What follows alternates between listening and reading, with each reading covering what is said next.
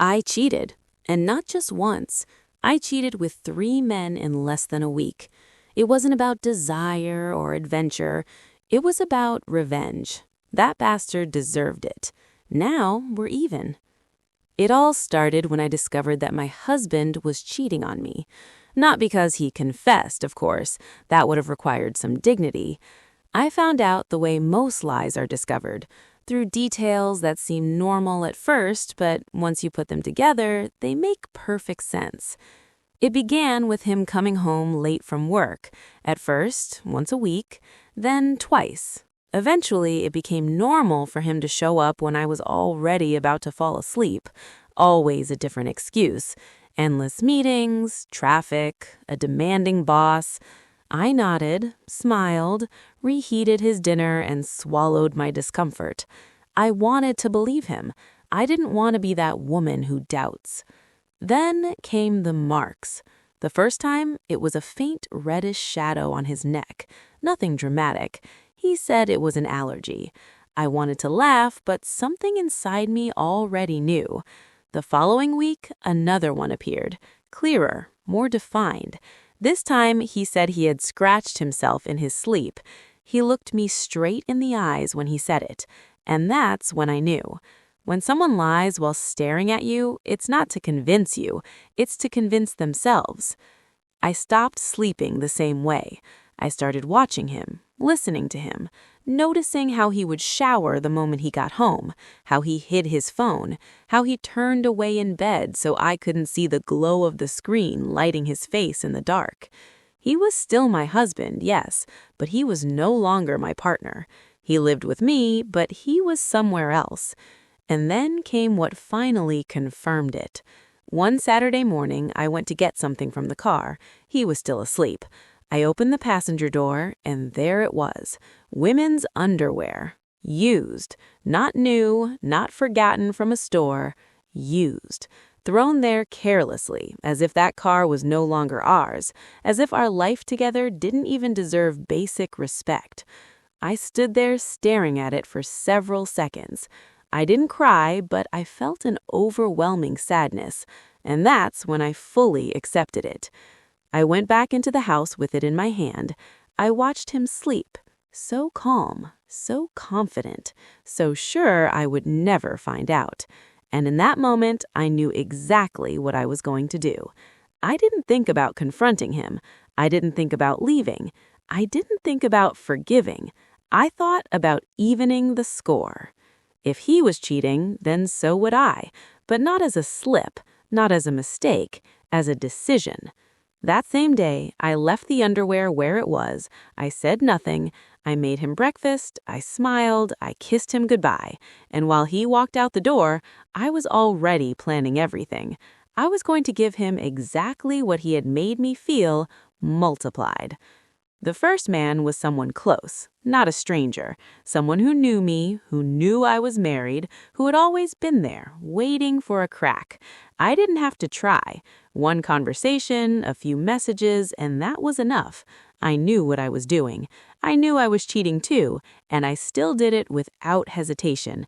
I didn't feel even a trace of guilt. The second one was completely different. Nothing emotional, nothing personal. Someone who had nothing to do with my daily life. That was the point. I wanted to test something.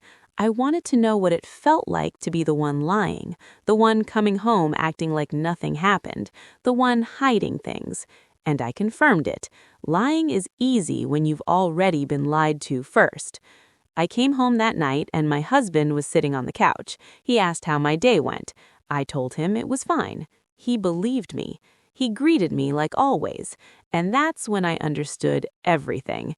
He had been doing the exact same thing for weeks. The third was the most symbolic, the one that closed the circle. It wasn't chance or opportunity. It was choice. I did it knowing that it was no longer about revenge, but about saying goodbye. Each act of infidelity pushed me further away from the woman I had been with him, and I needed that. Everything happened in less than a week.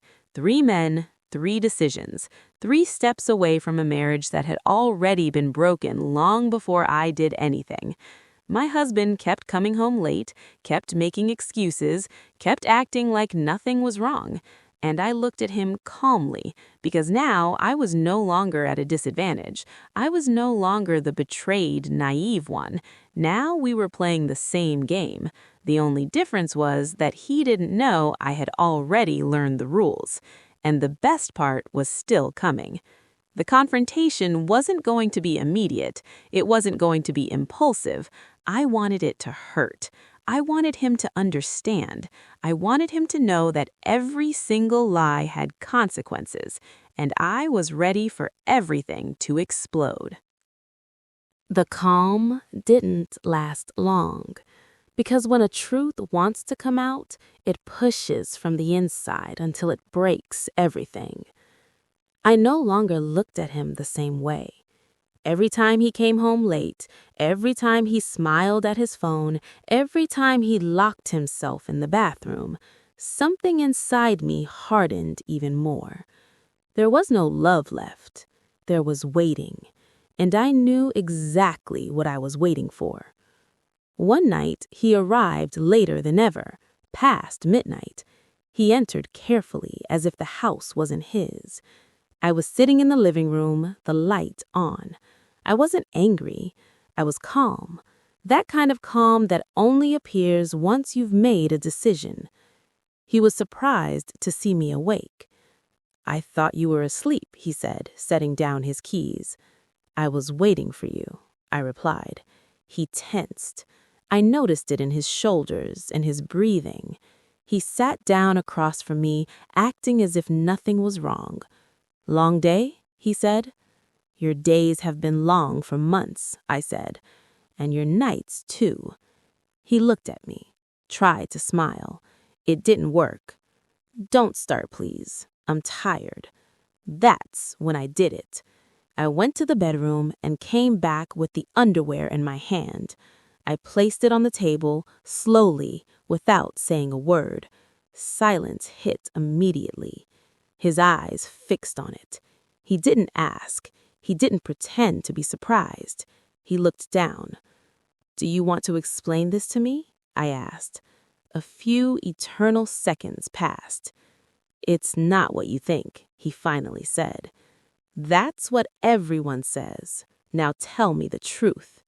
He sighed, running a hand over his face. Then he spoke. "It was a mistake. Nothing serious. It happened a couple of times. It means nothing."